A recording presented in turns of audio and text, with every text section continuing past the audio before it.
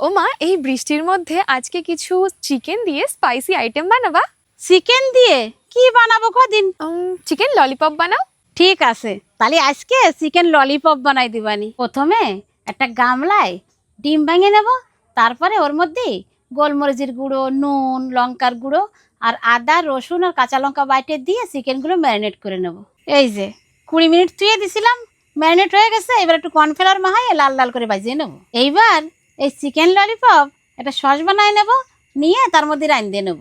তার জন্যে একটা বাটিতে tomato sauce, chili sauce, red chili sauce, soya sauce দিয়ে মাখায় নেব। এবারে কড়াইতে তেল গরম হয়ে গেছে, এইবার কুচনো রসুন, কাঁচা লঙ্কার পেঁয়াজ দিয়ে একটু ভাজিয়ে নিয়ে সসটা দিয়ে দেবো।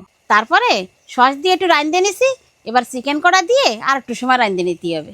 চিকেন ললিপপটা হয়ে গেছে, এইবার একটু তিল ছড়াই দিয়ে নামায় নেব। এই দেখো কি সুন্দর হয়েছে। এবার একটু ফয়েল পেপার মুড়াইয়ে তারপরে খাতি হবে। এইরকম ভাবে ললিপপ বানাইয়ে বাড়ি খাইয়ে দেখবা তো কিরম লাগে।